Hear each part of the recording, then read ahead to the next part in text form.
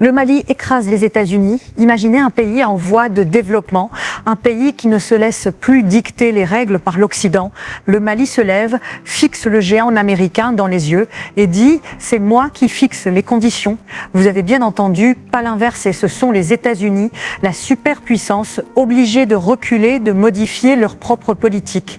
C'est une leçon de dignité, de pouvoir symbolique, une gifle diplomatique. Restez avec nous, vous allez découvrir comment une nation souvent considérée comme petite dans les rapports de force, a montré qu'elle pouvait faire vaciller l'invincible. Reprenons les faits. En août 2025, les États-Unis déclenchent un programme pilote, la caution visale, Visa Bon. Des visiteurs de certains pays d'Afrique doivent déposer entre 5 000 et 15 000 $ pour obtenir un visa B1, B2. Le 8 octobre 2025, le Mali est ajouté à la liste des pays concernés. Le 11h12 octobre, le gouvernement malien déclare, conformément au principe de réciprocité, nous imposons à nos amis américains les mêmes conditions qu'on nous impose. Le 23 octobre 2025, surprise, les États-Unis retirent le Mali de la liste des pays soumis à cette caution. Voilà le terrain. Un choc, un retournement, une victoire symbolique. Mais qu'est-ce qui a vraiment fait plier les Américains? On y va. Le Mali dégaine. Le 11 octobre 2025, par communiqué, le ministère des Affaires étrangères annonce que les citoyens américains désirant voyager au Mali devront déposer une caution de 5 000 à 10 000 $ pour obtenir un visa. Ça ne relève pas de la simple avanie diplomatique, c'est un miroir tendu aux États-Unis. La mesure prend effet le 12 octobre. L'objectif est clair.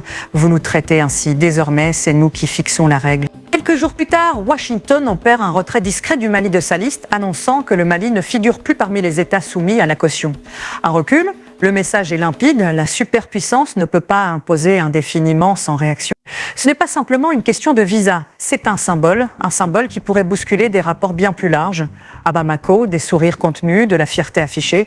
Le Mali, qui depuis 2021 a remis en cause certaines anciennes alliances, apparaît aujourd'hui comme un acteur qui refuse d'être sous-traité diplomatiquement. Aux États-Unis, déroutement. Une politique censée marquer le renforcement de l'immigration, mais qui suscite désormais une contre-attaque. Les Américains doivent corriger leur trajectoire. On voit apparaître des analystes qui parlent de réajustement diplomatique. Sur les réseaux sociaux et dans les médias africains, beaucoup interprètent cela comme un moment de revanche symbolique. Le géant est rentré dans ses rangs, lit-on. Cette bataille de visa semble anodine. Pourtant, elle pourrait bien être le théâtre d'un changement bien plus profond. Pourquoi le Mali a-t-il gagné ce bras de fer ? Premièrement, le principe de réciprocité. Une règle basique du droit international, mais peu appliquée quand il s'agit d'un pays vers une superpuissance. Le Mali l'a fait. Deuxièmement, le contexte géopolitique. Le Mali ne se contente plus d'être un allié passif. Il affirmait avant même cette affaire une posture plus autonome, plus indépendante. Troisièmement, l'effet d'image.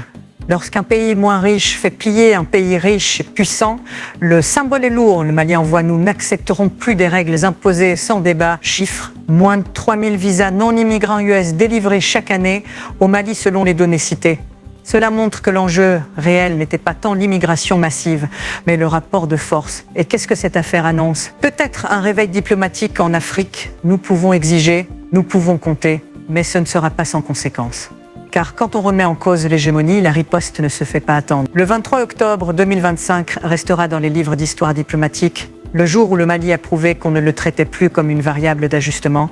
Les États-Unis, la superpuissance, ont dû reculer face à l'élan de souveraineté d'une nation africaine. Ce n'est pas un simple règlement de visa, c'est une victoire symbolique. Mais maintenant, la question se pose, est-ce un sommet ou le début d'un nouveau chapitre? Quand un pays dit non et fait plier le géant, l'ancien ordre vacille. Et alors, quelle sera la prochaine carte jouée par le Mali?